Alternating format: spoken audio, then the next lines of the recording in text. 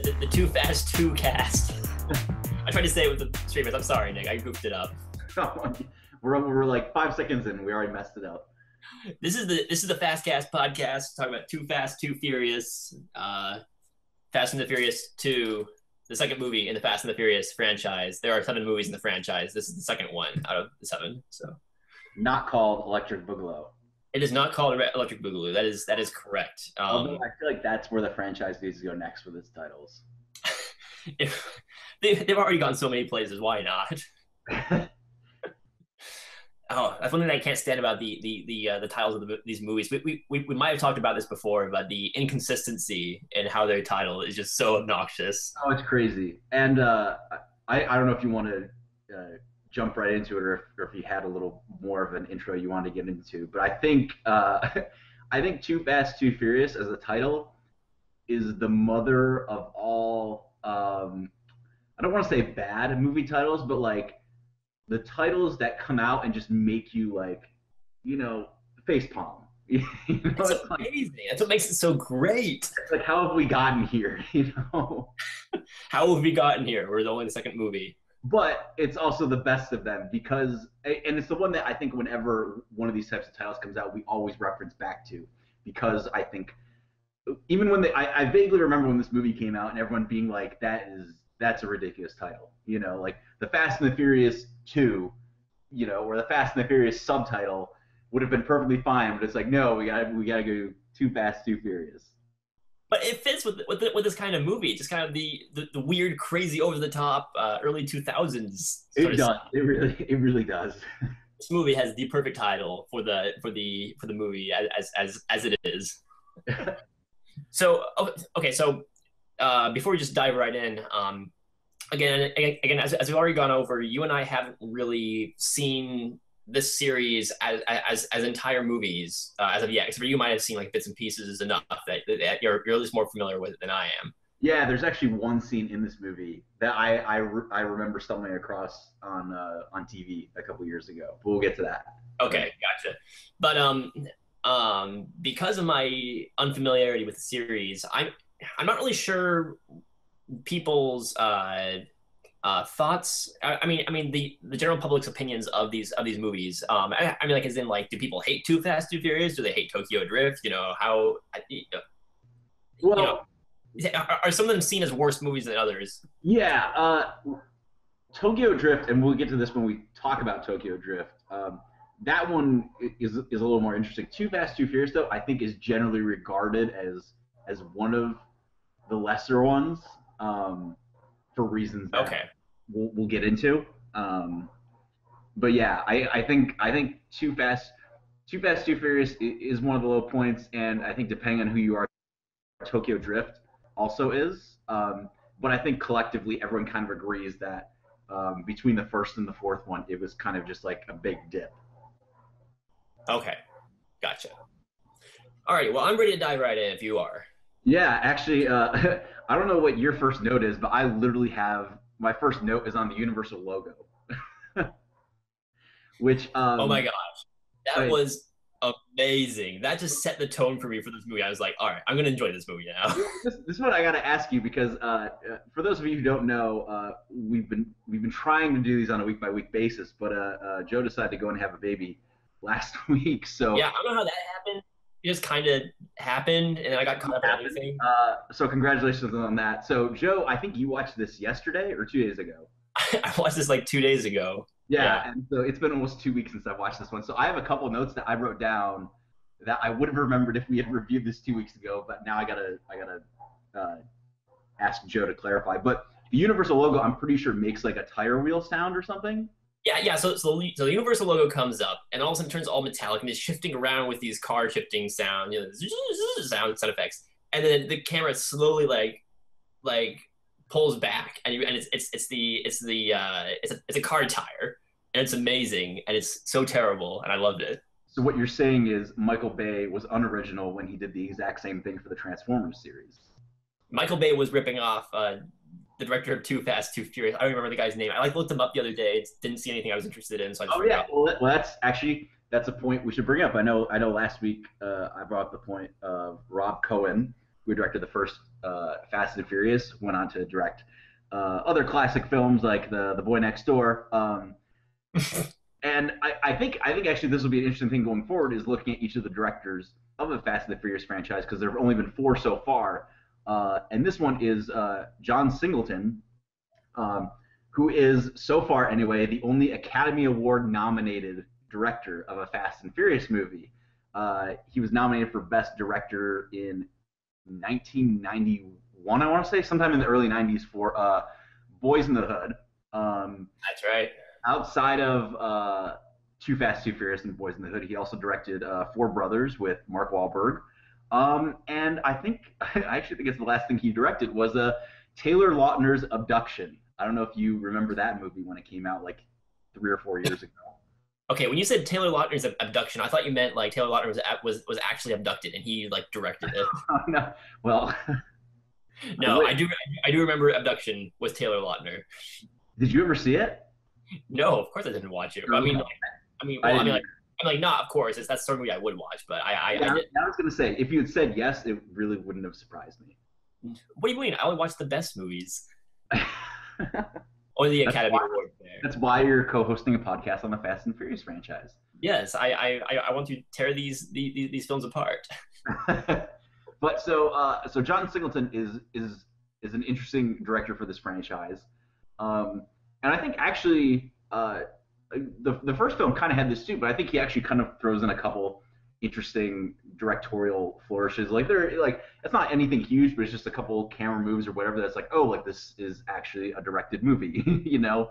I'm sure it's nowhere near the best thing on his filmography because obviously he's been nominated for an Oscar for something else, but he's definitely kind of an inspired choice to make this movie. Not that the quality necessarily reflects the filmmaker though. Oh, he also directed the Shaft remake with Samuel L. Jackson. Oh, that's right. Which I honestly I didn't even know that existed until about a week ago. And I looked at the trailer. The trailer is the most wonderfully terrible thing I've ever seen, and now I want to see the movie. You should do a film literates on Shaft. Shaft.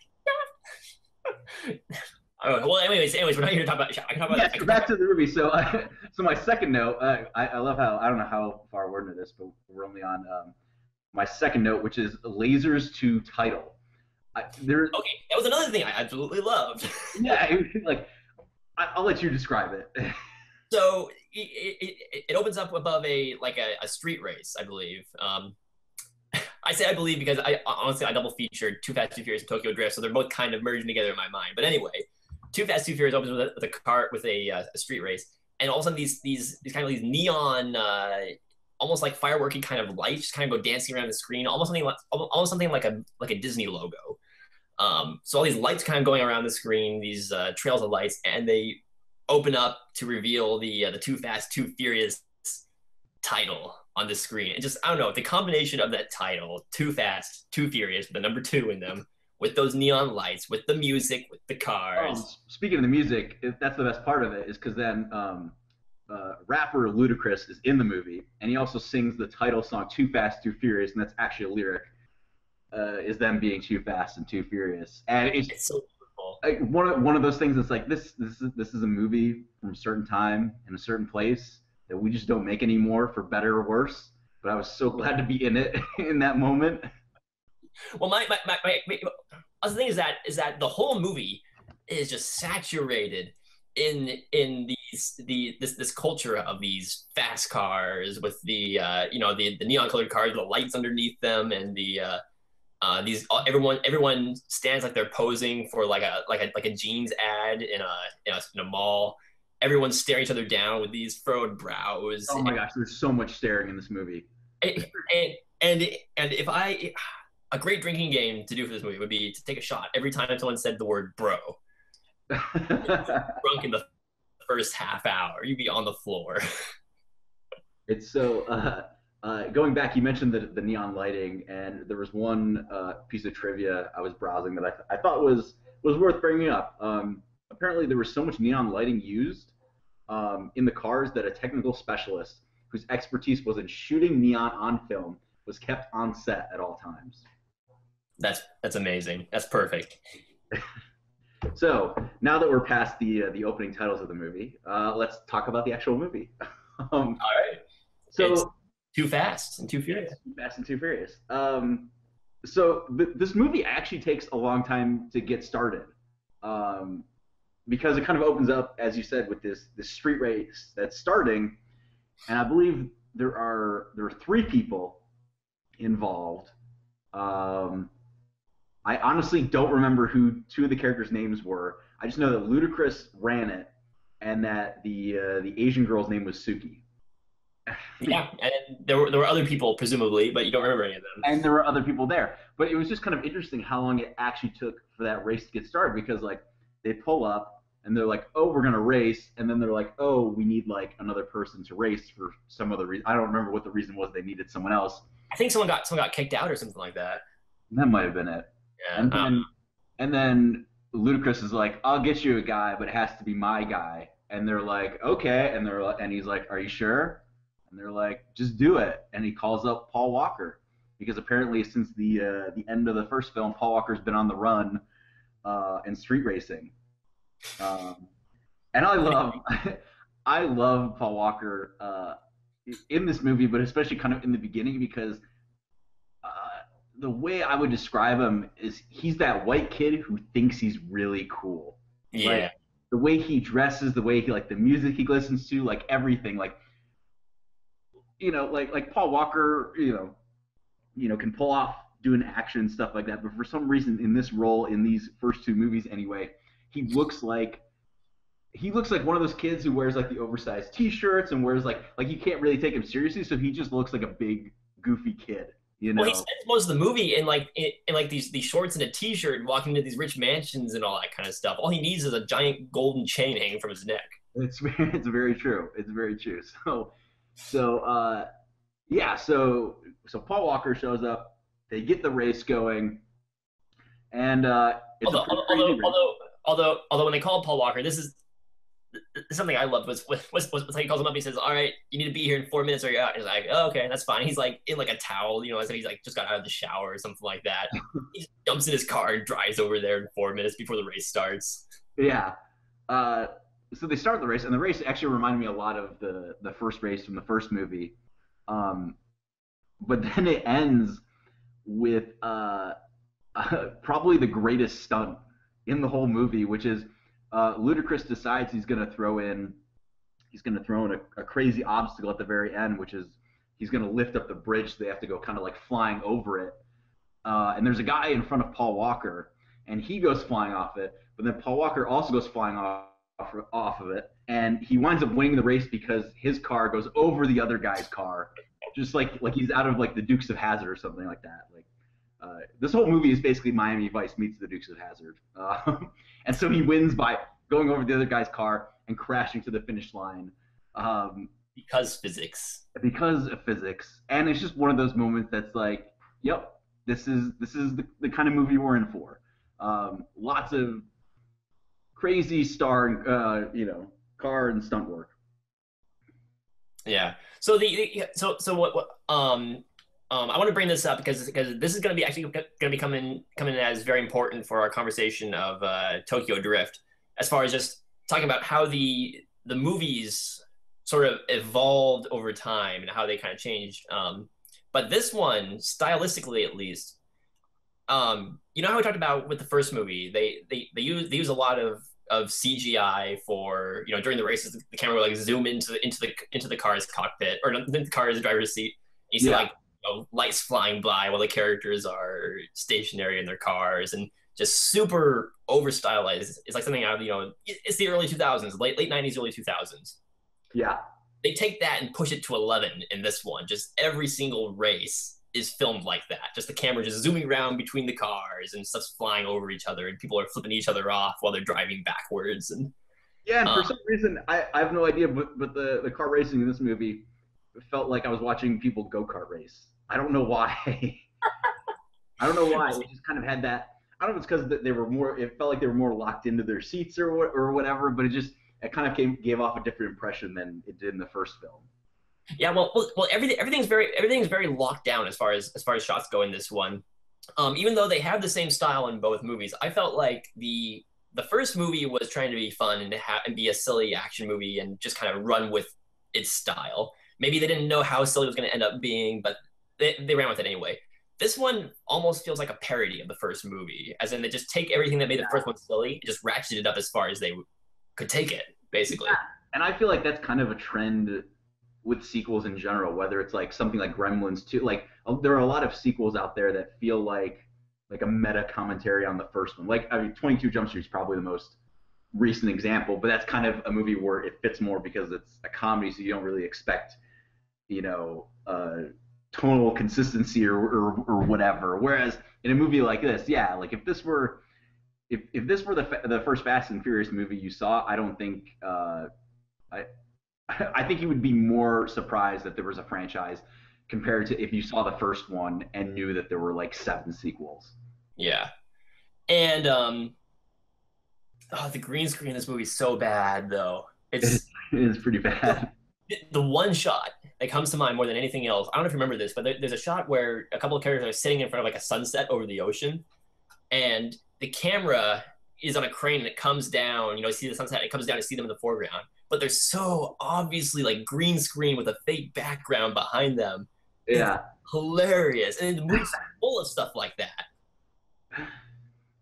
So, since you brought up the obvious kind of differences and comparisons between the first and second one, I'll probably I'll just get right to it and say I think a main reason why this film doesn't live up to the first one is because the first one, like as dumb as it was, also kind of had this innocence to it and these characters that you kind of wanted to hang out with. Whether it was Vin Diesel or Michelle Rodriguez or Vin Diesel's sister, even though she didn't really have much personality, like they had kind of that family atmosphere. And with them gone, actually pretty much the entire cast of the first film was gone except Paul Walker, and then his superior officer also comes back in this one. But with the exception of them, no one from the first film is back for this one, and you can really feel the effect of like, oh, they took all or most of the charm and charisma out of this movie.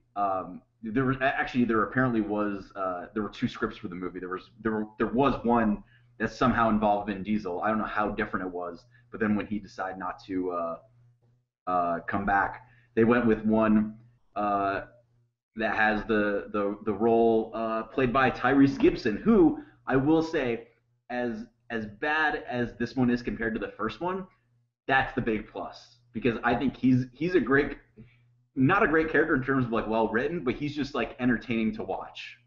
Hey Bray, how's it going, Bray? Cool, Bray. He also takes off his shirt a lot for no good reason. I just love the scene where he walks up and just kind of pulls his shirt up, wraps it around his fist, punches in a car window, just stuff like that. That was a great moment. He's the ultimate bro.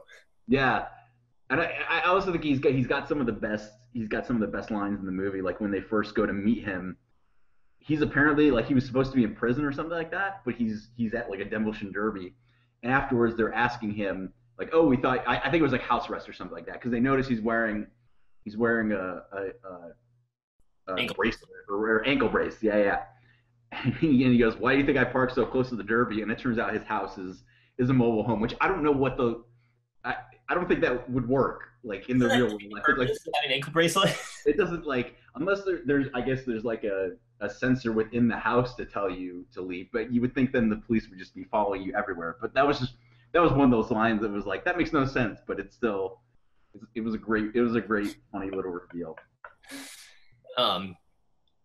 This movie, especially way more than the first one, I'm feeling like was made for kind of the bro culture. I was trying to think. I've always wondered how these films became as popular as they did, and how they spawned it's not a generation, but how they spawned a franchise. And I think part of it is that it really draws in the crowd of these guys who want to be like, yeah, let's be cool, let's go watch this movie about fast cars and these awesome guys, they're smack talking each other and staring each other down and all that kind of stuff, and they're fighting the authority figures with their suits and everything like that. and the heroes are really, they're not rich, but they're kind of, you know, really, I don't even know how to say it. They get in the cars, they drive, they know things about cars, but they're not like rich or anything like that, you know. And the antagonists are like, you know, you got some cops are the enemies. You got the villain's a super rich guy who, you know, hires hitmen and all that kind of stuff. And I'm wondering if that's part of it. Just kind of like, you know, a lot of people just love feeling cool, and these movies make people feel cool from watching them. Well, I mean, I think that's certainly part of it for a certain part of the population, but I think another part, and something that's commendable of this whole franchise is it's very multicultural. There are a lot of different I can't speak, ethnicities represented in these movies, and in fact, it's kind of personified because Vin Diesel is he's some crazy mix of like everything. His breakout movie appearance, which I think he directed.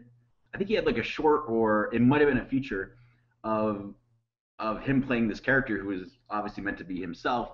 Who it was hard to get like acting gigs because they were like, oh, you look white, but you're not white. You know, you're part African American, but you don't look African American. It was like this whole kind of a thing. So it's interesting that he's kind of the center of this franchise that is very multicultural and everything. And I think that's a huge part, especially because like the first movie takes place in L.A. and the second one takes place in Miami, and those are both very culturally diverse areas of the country. And then obviously the third one goes to Tokyo, and obviously the rest of them kind of go all over the world. So I think that's also a huge part of their appeal is,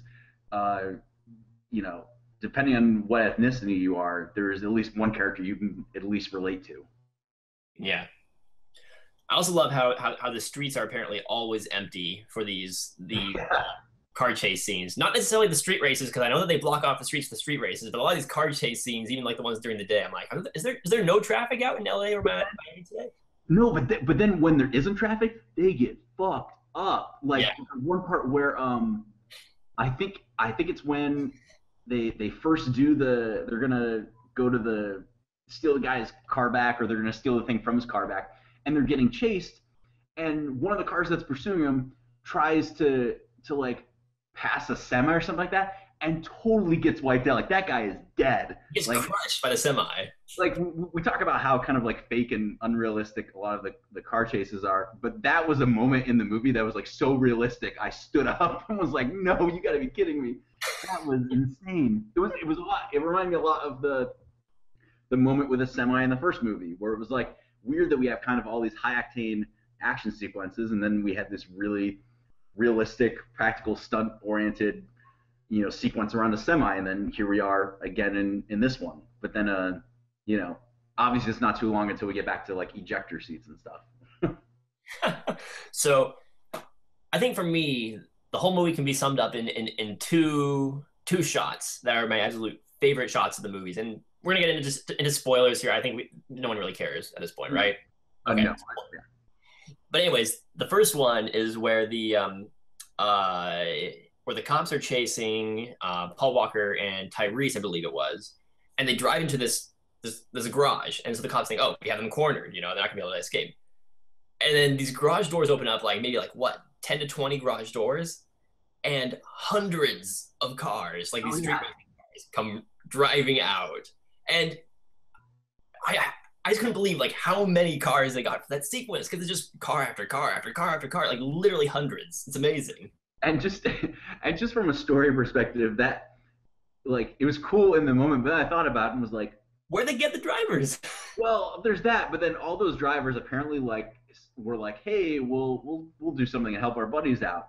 So they drive out, run over a ton of cop cars, probably causing hundreds of thousands of dollars in damage, and then in the end, it's like they just get like ticketed or something like that. It's like if someone asked me, like that's a lot to ask of someone. It's like, oh, you're going to create a diversion for us, but you're also going to destroy, thousands of dollars worth of police property. You'll probably get arrested for it, but in the end, it just looks like they're giving them tickets. It's amazing, and I mean, like it's fine because it's an amazing shot. The cops are probably like, bravo to you. You guys get away with this. And what's the second shot? I think you know what the second shot is. At the very end, when they jump the car. Oh yes, yes. where they're driving along. So Paul Walker is chasing a boat that's speeding along, and they're in a car driving alongside the water. And Tyrese says something along the lines of like, "Oh no, you're not gonna do what I think you're gonna do." And Paul Walker's like, "Hell yeah!" And then they jump off a dock. I don't know how he knew there was gonna be enough of a jump there or a ramp or anything, Yeah. and they crash it into the boat. Um, and apparently all the hitmen on the boat or all the bodyguards on the boat just decided to give up because they all just kind of disappeared after that. And then the main villain comes over and they basically have a standoff where the main character shoot down the main villain.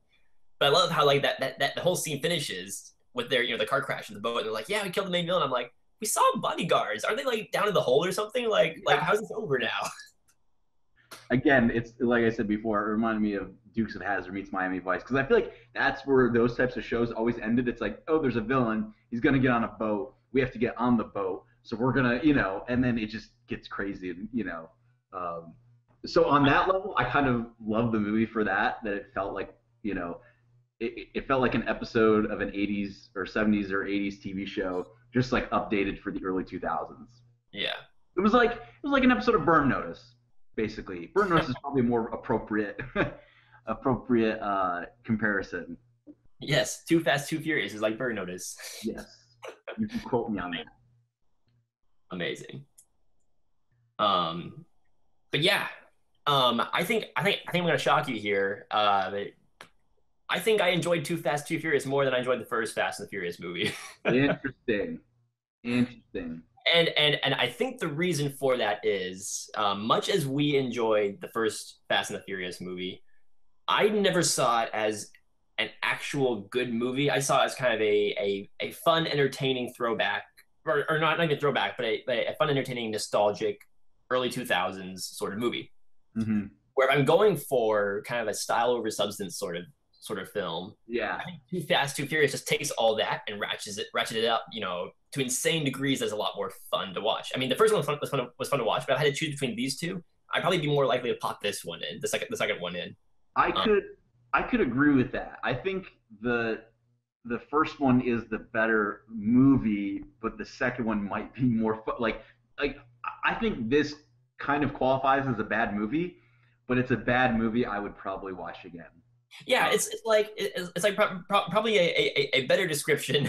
Although this doesn't take this that drastically far, is comparing it to Mission Impossible and Mission Impossible 2. oh Except my for god, that's actually that's almost perfect. Except I feel like the drop in quality or the, oh the yeah, stylistic change isn't as great as Mission Possible. oh yeah. Well, the difference there is that Mission Impossible, I think, is a genuinely great movie. It's a fantastic movie in its own right, and it's not. I mean, like it has fun, but it's more of an actual blockbuster that holds up today.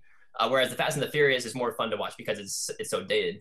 But Yeah, both those movies are better than their sequels, which the sequels take their style and just throw it entirely out of proportion and makes it something entirely crazy insane. In the case of the Fast and the Furious, I find that as a plus because I don't find the first one to be a genuinely good movie. It may be technically a better movie than the second one, but I watch it more for the style anyway. If I'm going to watch it just for the style, I'll choose the second one. Whereas Mission Impossible, the first one's a genuinely great movie in its own right, but the sequel just takes the style and throws it in a completely different direction. yeah, yeah. And it's funny the more I think about it. Yeah, if you ask me right now, which one do you want to watch? Even though I've seen Too Fast and Too Furious more recently, I would probably say, hey, let's throw on Too Fast, Too Furious. Yeah, so I don't That's know. it. It's That's interesting. it. It is because yeah, and basically like the past couple of minutes, you convinced me to almost uh, switch my preliminary ranking of this series around the whole movie. Let's go watch them again right now, both of them back to back, and see what we feel. Re-review, yeah, yeah. No, Fastcast podcast. We're reviewing the first two movies again. yeah. Uh, I love how we've gone this whole time and never once mentioned that Ava Mendes is in this movie, and I think that's I think that's kind of reflective of some of the negative qualities of the movie. Is that there are some elements like as great as some of the things are, as you just pointed out, there are some things in this movie that are completely forgettable, like her like the villain. You know, like I have to keep reminding myself that Cole Hauser plays the villain, or that the guy who plays Dexter's dad from Dexter is in this movie. Like, there's so many little details in this movie. I guess they're not so little because they're actually, you know, characters and stuff that, you know, are kind of a big part of it that I just kind of keep forgetting.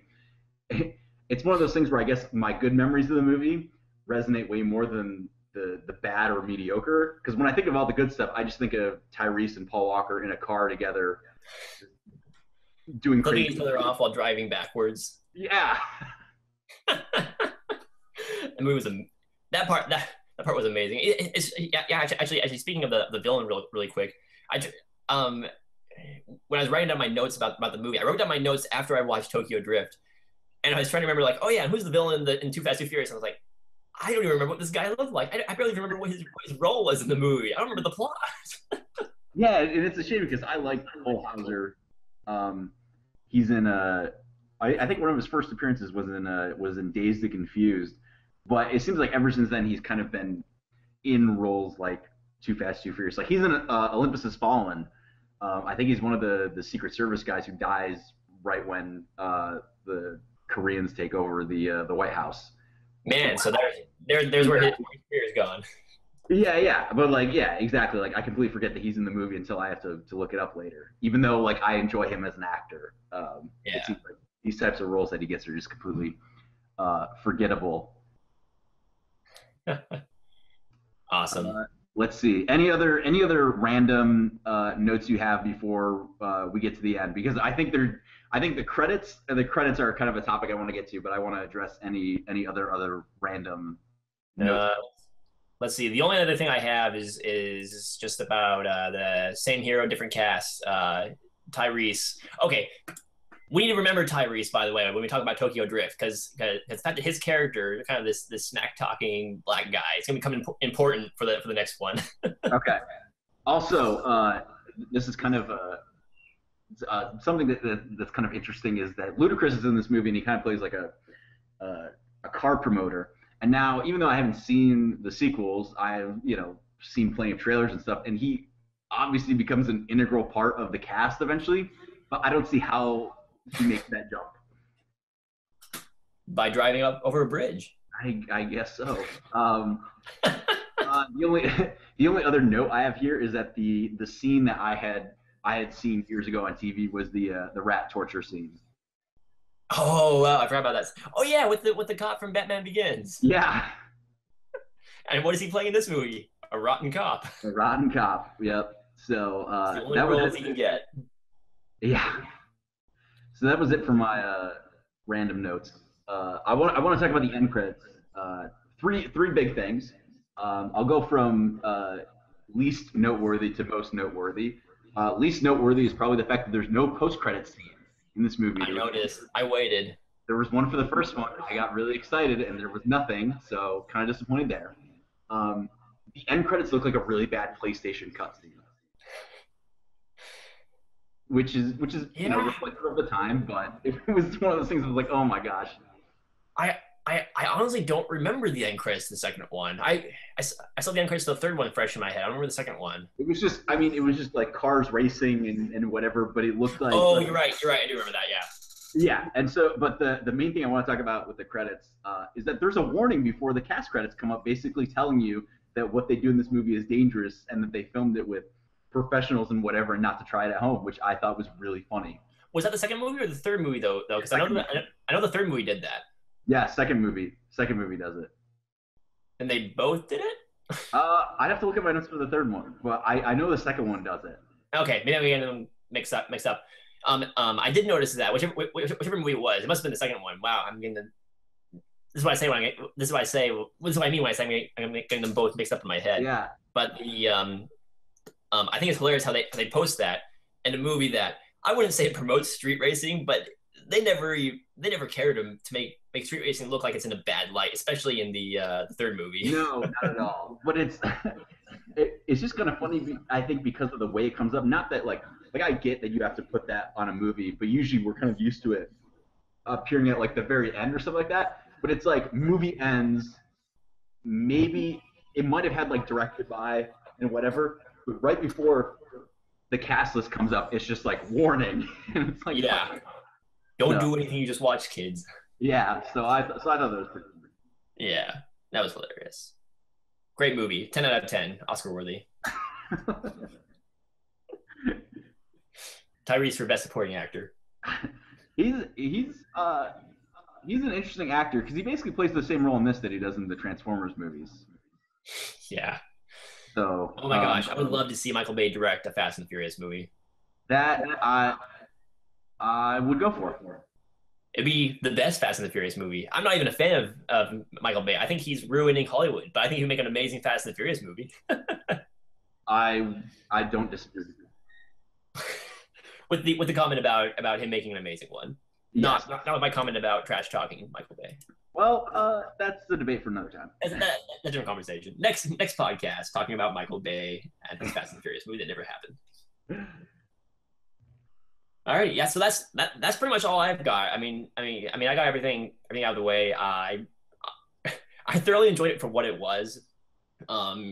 If I'm in the mind for something mindless, I can just throw it on and have fun with it. Although I probably never will, to be perfectly honest. Yeah. Yeah, it's stupidly entertaining. This is this is exactly the type of movie that you would probably find on TV, flip through stations, that it's Too Fast, Too Furious, and watch it. Yeah, I can agree with you there. I will not disagree with you. Alrighty, cool. So yeah. Any other thoughts before we wrap up? No, I think that's it. I'm interested to talk Tokyo Drift. All right. Well, we'll be drifting into the next episode coming up. Fast and the Furious Tokyo Drift on our next Fastcast podcast. Find us on the-letterbox.com. Follow us on Twitter, Facebook, all that good, fun, wholesome family stuff. We're not a family show. I'm sorry. Even though Joe's a kid, the quality is, it's not going to get less immature. It will not. And yeah, that's it. Cool.